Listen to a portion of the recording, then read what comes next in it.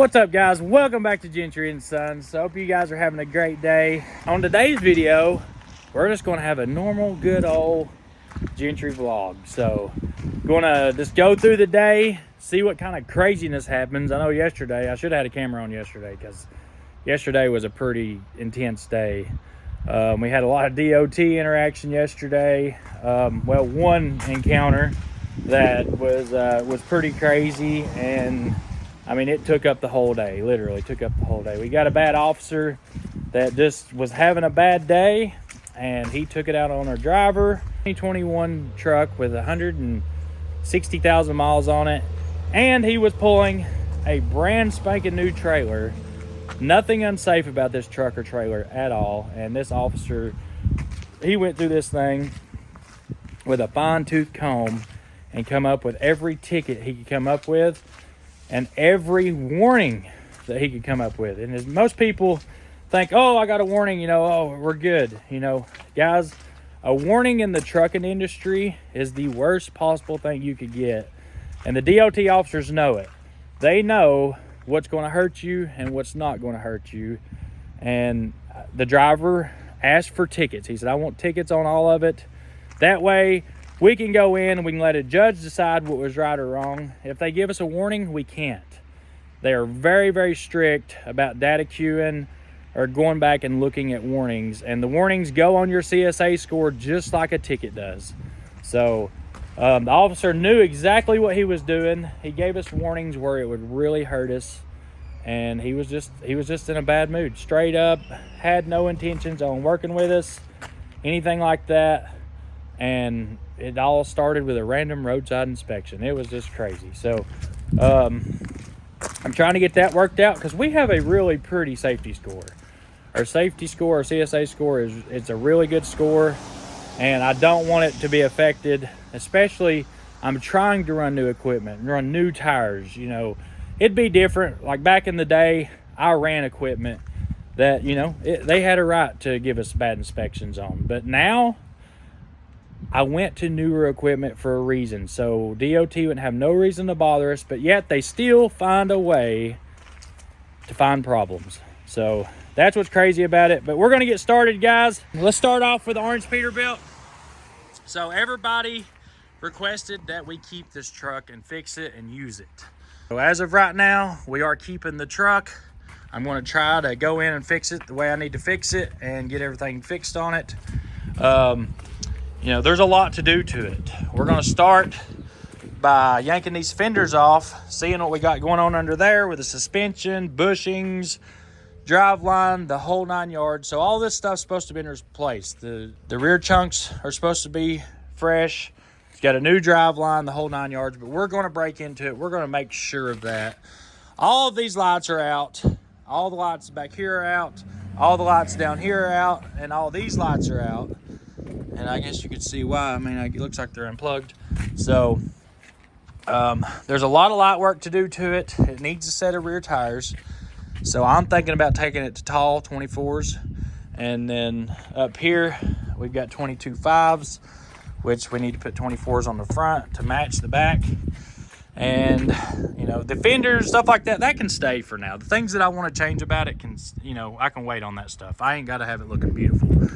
I mean, it does look good, like it is, but it just isn't our style. And, but at this point in time, that don't really matter. Getting the truck DOT legal is where it really, really matters. The hood up here, that's visual. I could really care less about that.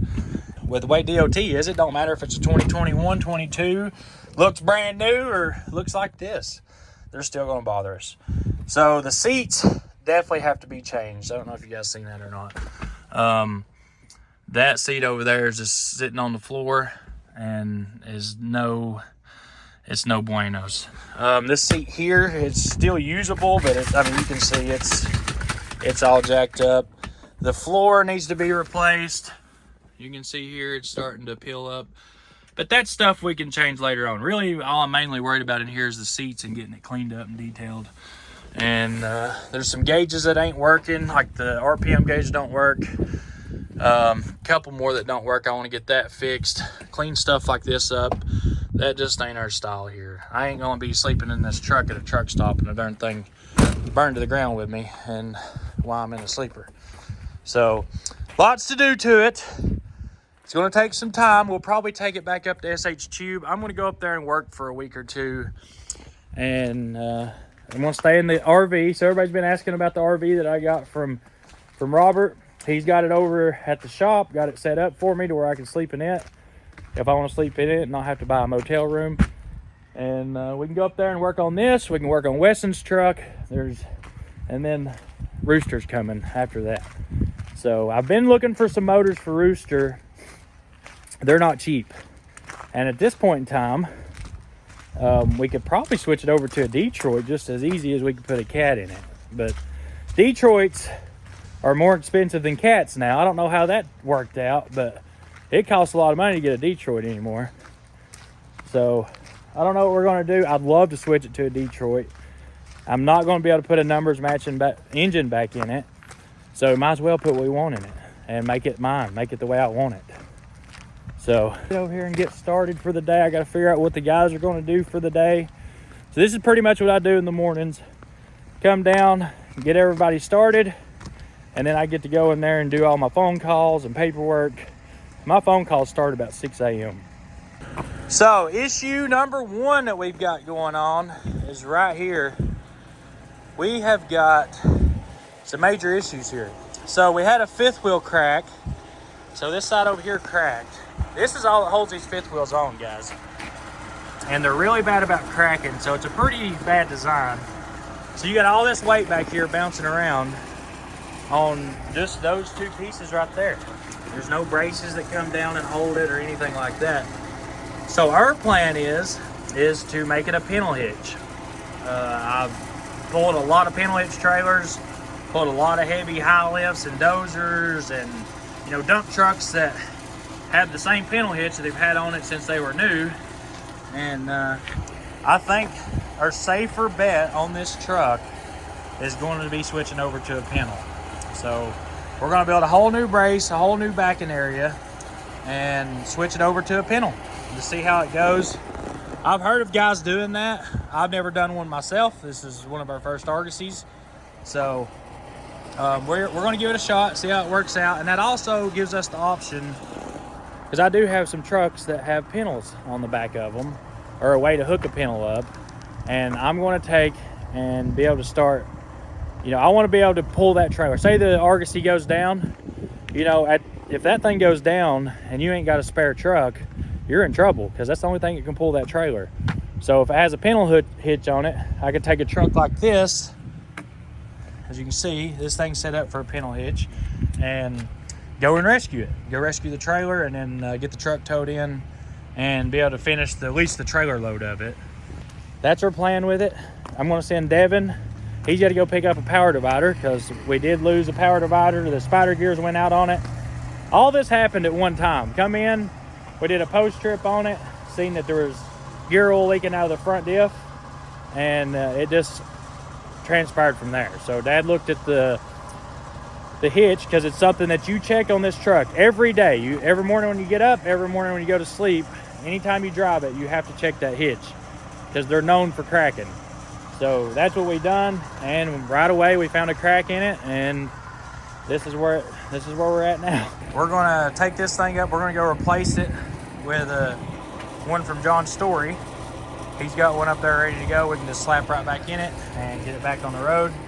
And Dale should be down today to finish up the rear section on it. So the FLD just come back in from a load, and we have got some issues that we've got to address. So this thing got chopped. I'm not sure how it happened. A driver sent me a picture of it, and he's like, hey man, I think I might have cut it too deep or something. So he didn't really know how it happened, and it happened. When you pull these trailers, these short neck trailers like this is going to happen. So he offered to pay for it, but I don't really, if my drivers make a mistake and they tell me about it, I ain't gonna make them pay for it. I'll pay for it myself. And it don't take no money out of their pocket. This is just part of the business. You risk it by doing this, and I know the risk. I know the risk when they pull out of here with this truck, that it could come back in, dented up. Now, if they do something stupid that they, you know, they come to me and say, hey, I did something stupid, I really caused you a lot of damage, and I'll help you with it or something. You know, if they wanted to buy a part or something, I wouldn't say no to them. But I'm not going to take money out of their checks. Like this right here, $150, I can fix it, and no big deal. But I know the risk when I send it out. So that's how I feel about it. I know a lot of companies out there take it out of your check. I'm just not that kind of guy. I couldn't imagine somebody doing that to me, and I wouldn't want to do that to them. So we've got that little issue. And then, like I said, I knew this bumper would get bent up. It's just too big. It's a 20-inch bumper. This thing needs like an 18-inch bumper on it. And looks like he may have got into a little dirt or something. When it happened, there was like a little dirt down here. As you can see, we kind of bent it back out as much as we could, but it's bent up a little bit now. And it goes in right here. So that is an expensive one right there that we've got to deal with. But to have a pretty truck, you got to deal with loss. So I'm probably just going to leave that bumper on it. I can't afford to replace it right now. But the back section we can definitely replace. So my friend Leroy at I-29 Chrome is going to be sending us some fenders for these trucks. I'm going to be changing the quarter fenders out. I'm going to try Leroy's quarter fenders and half fenders, and he makes a really good product, and he's a good, honest, hard-working man. So I'm not going to speculate why I'm doing that, and I'm sure most of you probably know why I'm switching out fenders, but it is what it is. So we're going to be switching some of those out, and he makes a good product. I can't wait till some of them get here and we can put them on and show you guys how good they look. But that's what's going on with the FLD. I've got to get that scheduled. And then moving on to the Peterbilt, which is hopefully today we have parts showing up. So I will be replacing the rear section on it, the tail lights, the mud flaps. They were rusted out and had to be replaced. And this is the frame, as you guys seen in the last video on Braxton's dozer. This is the frame that we were redoing, grinding down, resanding, and painting, which it turned out pretty good. We put the steps back on it, got them on. I'm gonna try to find one more step for the other side to match it, because we took the APU off of it. I think it'll fill in between.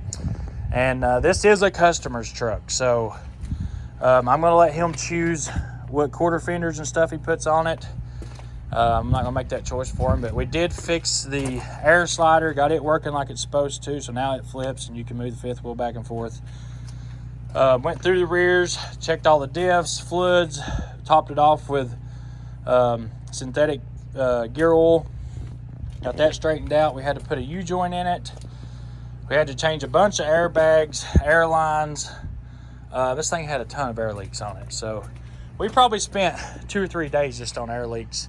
And we're waiting on so the air dryer should be here today, and these pieces should be here today, and this truck's done. So we had to rewire this whole entire truck. When it come here, it had a hole in the piston, and it had been on fire. So the dash had caught on fire. We had to completely redo it. It was covered. We've had it detailed twice now. Like literally had them come clean it twice. It was full of smoke and fire extinguisher, you know, where they had to use a fire extinguisher, stuff like that. We replaced the engine with a 6NZ and re-turboed it. I mean, the whole 9 yards. This truck's been rewired, re-turboed, re-engined. It's actually coming back to life.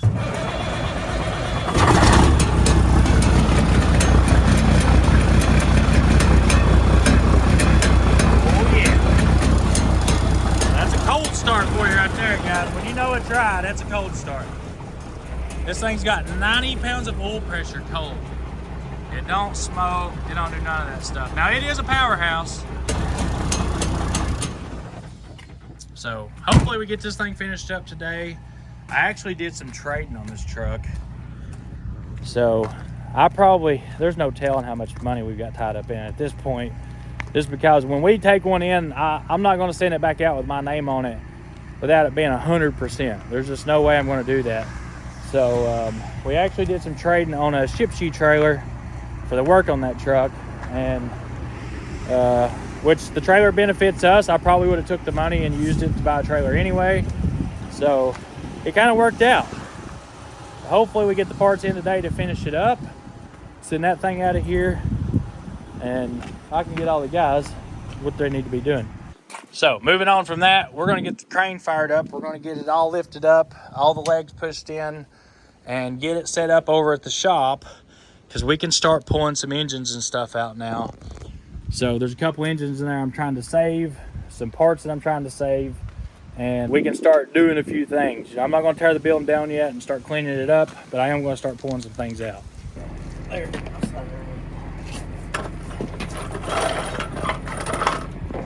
Why you got that thing out? I tightened that yoke up at 1 inch. Well, that's good. Yeah, that jack ain't gonna work. Oh. That little thing for the... Broke. Yeah. Sorry, boys, it's the only tranny jack we got left. We're just gonna have to order one. God, them things are expensive. This thing would have a rare diff in it. Alright, I got her broke down. Let's see if we can't get it moved over there across the road.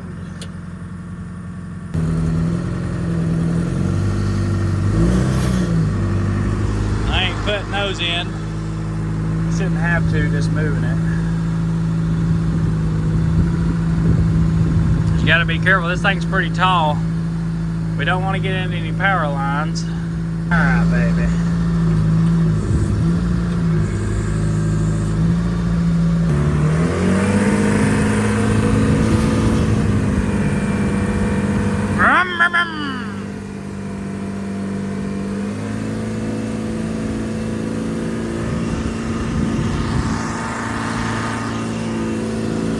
I'd like to drive this thing to town.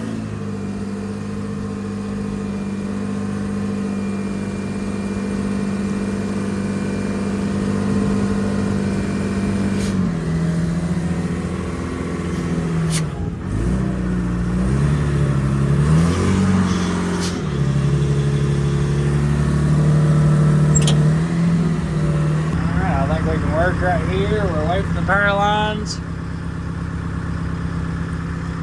Swing to the left. Got the outriggers out. Let me see if that one's going out anymore.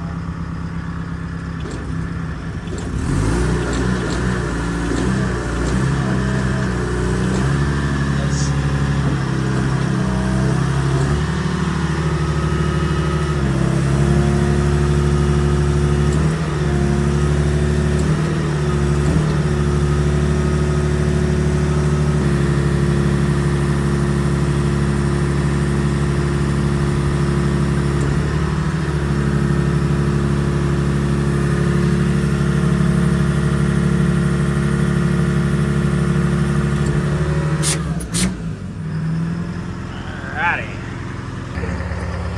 It ain't gone, but... Well, at least we got something saved. These are gone. That one we might be able to save it. That's the expensive one there. This is underneath the 10. They cut it over. Yeah. It's underneath it. Oh, really? These are over next to the wall. This is probably gone. Man, I wish that one would have been underneath the 10. Turn of events. So since you guys are vlogging with me today and doing the trucking company thing, I just got a call from one of my drivers that is broke down. So he's broke down in one of the gliders in Paducah, Kentucky. So he is broke down right now and sitting on the shoulder, not the shoulder, he did get off an exit ramp. So I'm gonna have to load up all the tools.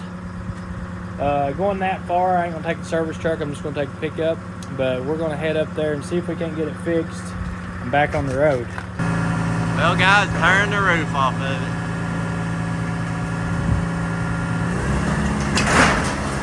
Oh.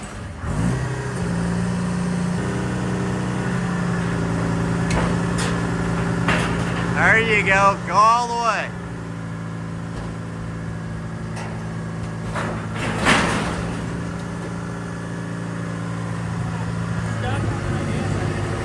Can you get the... Take the whole boom and pick it up?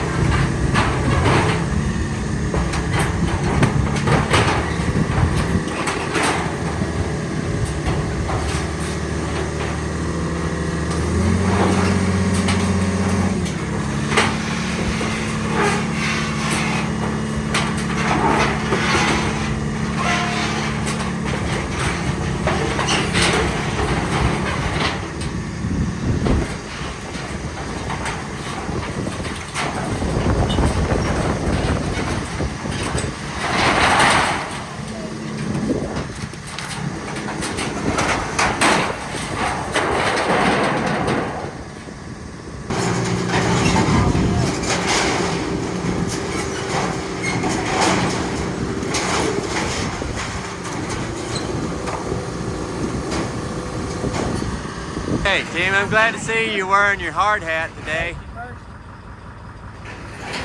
That's all we are under safety. Safety. Braxton got his hard hat on. We're nice and still out of here, guys. Woo! Get the tire of this baby down.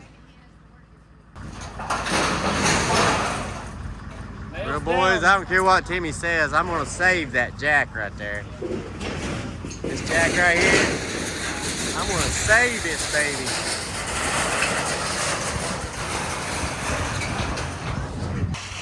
Open this thing up like a can of tuna, ain't we?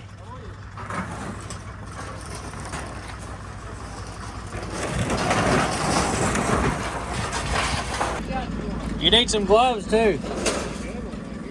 These are good hard hats.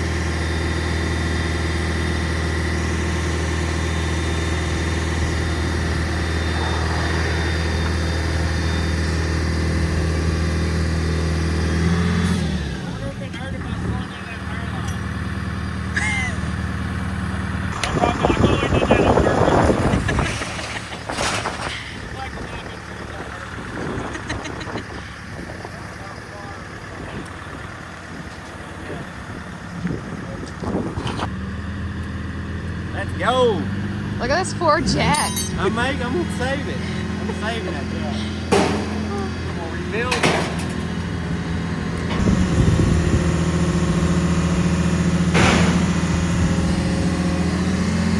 $2. Yeah. It's hood. Let's see how strong it is. First $2 coming out.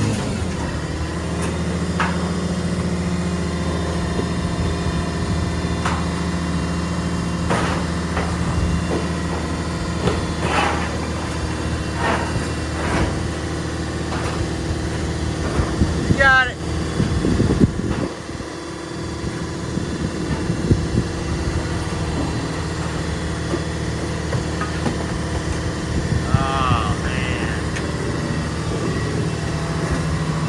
Toolbox number one. Toolbox number one. Yeah. Come on out with it. That's that stainless one. Yeah. Timmy's new one. Hey, we can save that box. That's the one that Milwaukee was in that still works. We can still save that. Hey, the rollers are still good with these now. Or a motor stand, you know? Yeah.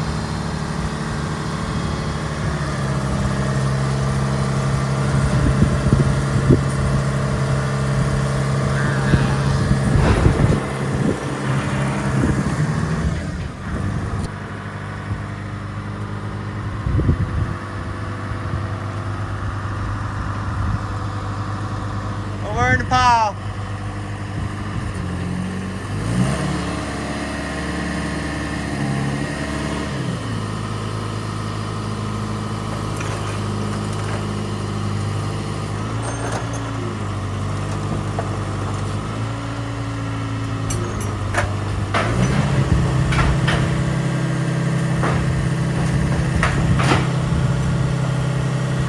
Man, it sucks.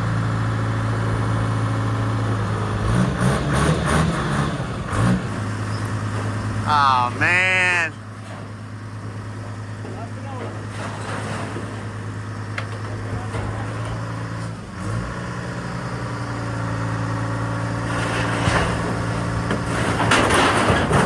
Oh, there goes one.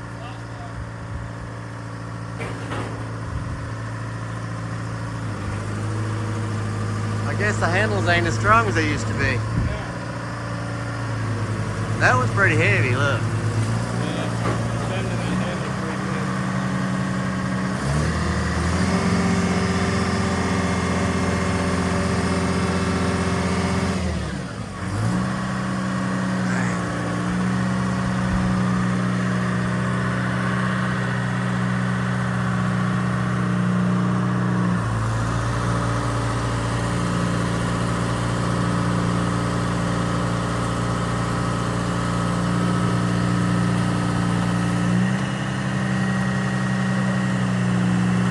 heavy?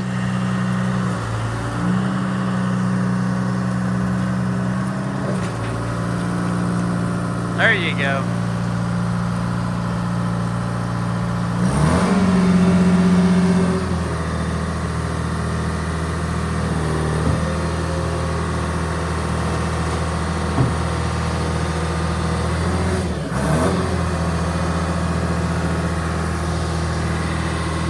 Safety glasses, yeah.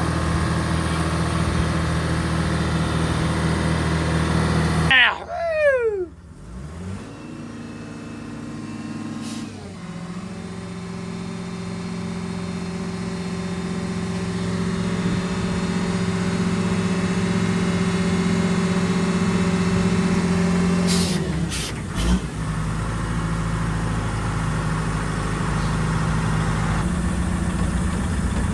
Hey, there's your motorcycle, Dad. You gonna put it inside? I'll put it back in the garage. I'll put it back in the shop. It's habit, everybody. It's habit. So. Oh, yeah, I know. Jeez, what a day. They get that rear end in? They're working on it. Man, what's up with everything breaking down this week? It's been since Monday, everything. DOT, it's not been DOT, it's been breakdowns. Hey, they can kick us while we're down, I don't care. Oh, what the heck? All they want. Well, there's a few things. Hey, at least the plywood's still good back here.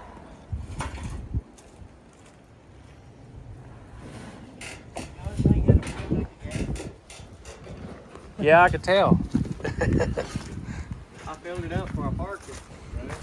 Right? It shows it had a full tank, yes. You know, the motor's probably still good, look.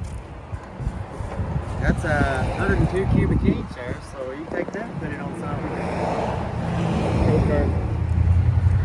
Put the carburetor, get a carburetor system put on it. And all the wiring for it. This thing ran sweet too. Oh, this thing, it sounded awesome. This was a sweet bike. I mean, the valve cover is still good on it. All right, I need to quit that. Can't wait to see what comes next. Huh? I can't wait to see what comes next. Coming back from the ashes, baby. Coming back from the ashes. Boom! Hey, we're not far away from the Argosy. Nope. Or not Argosy, but the yellow cab over. Man, I can't believe this thing burned up. That sucks. I know. We're just fixing to get it to where. Drive down the road. Well, it was drive. We got the front, all the front end under it. We So. drove it in here. All we had to do is put the dry shaft in it, and we would have been able to drive it out of here. Yeah. I hope Put dry shaft in and see if it drives out. this frame is going to be good. We'll just get a bunch of ether. Yeah, it's gonna take a little bit of starting fluid to start it now. I think this frame would be good. Man, it sucks. I really like this truck. All them new seats and stuff was in it. That perfect interior. Ooh. All right, brother. I'll see you tomorrow when I get back. Be good at school. Love you. So he gives me that silent, just cringing. That's Braxton's way of getting you. Like, he don't cry or anything like that. He just gives you the silent treatment. And I did the same thing when I was his age. Like, it's crazy how similar we are. But so I was saying earlier in the video, before we started yanking toolboxes and motorcycles out of the shop, I've got a truck broke down. Actually, it's the red Columbia that we got from Wisconsin, the low mileage Detroit powered glider. That truck laid down on us. He was coming back and it quit on him once. And we thought maybe the ECM or a wire or something like that, maybe it just got wet because it's full of coolant. All the sensors are reading. It's got a new wiring harness on it. That truck, it's never gave us an issue before. So I was thinking something like that. And the ECM, so we run Keep Trucking on our trucks, the dash cams, and it also monitors the truck. It's a GPS. It monitors the truck. It tells you, if you got a code or something that pops up, it tells you stuff like that. And the last thing that it read was loss of cam signal. So loss of cam signal on that motor usually means one thing. It means the bull gear just went and took out every valve in the head. And I'm praying that it ain't it. I've actually prayed like 5 times already that ain't it. And my wife's even in there praying right now that is not the problem, because we can't afford another motor right now. Like, we can usually, we prepare for 1 motor, but 2 motors cannot, that's not going to be good. So I've got, thanks to you guys, I've got the tools to go work on it. Oh man, I'm so excited. So got some pry bars in. Whoever sent these, thank you, because these are really going to come in handy. So we are taking an ECM. I've got a cam sensor, a crank sensor I'm going to take with us out of a motor. So all this stuff come off of a running engine. We know this stuff's all good. This is the ECM that I run when I go out on the road. I've always kept it as a spare, and it's got a pretty hot tune-up in it. It's just an ECM that it's tuned to the way I like to drive a truck. So if I'm going to be in one for a while and it's Detroit, this is usually the ECM I'll put on it, and it's a DDEC 4, so I can do a little bit more tuning. I was able to get my computer. My computer didn't burn in the fire. Some of my wires did. So I ordered all my connectors, and I got some of them in, and this was safe, but some of the plugs was in the shop. But I do have one that will hook to that Columbia, and the new ones will be here Monday, so I should be able to start hooking back to other trucks. But anyways, you guys sent some rags, some tools, pliers. We got welding helmets in this week. I mean, there's so many things that showed up.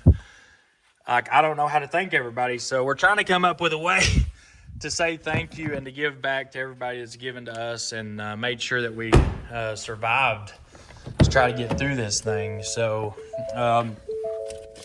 here's the cam and crank sensor. So I'm going to take them with me, and hopefully it's one of these, or it's sad to say because those ECMs are pretty expensive, and I hadn't been able to get a hold of Lawrence in a little bit because, I'm sure he is just way overwhelmed with work right now. And the last time I was over there, it was just him. So I really don't want to bother him too much if I don't have to.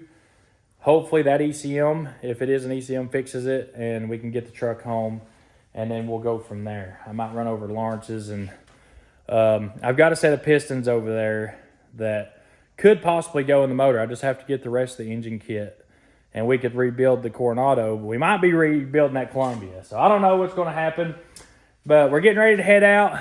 Thank you guys so much for being here and watching our videos, and we are able to start pulling some stuff out of the shop. I'm not going to rip the shop down and all that stuff, but I've got to be able to get some engines and stuff out of there that are going to ruin. Like, if I do not get them out, they're going to be ruined. As of right now, that Detroit, I could possibly get off of it, or the cam out of it. So any part that I can save, I'm going to try to save, because Detroit parts are really, really hard to get right now.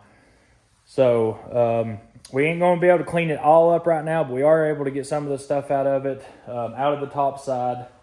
And as soon as we're able to clean the whole thing up, I will let you guys hang out with us, and we're gonna rip that place down and just start cleaning and start going through everything and just see what we're able to save, what we're not able to save, and just go from there. So I'm going to go kiss my wife goodbye, as I've got to hit the road.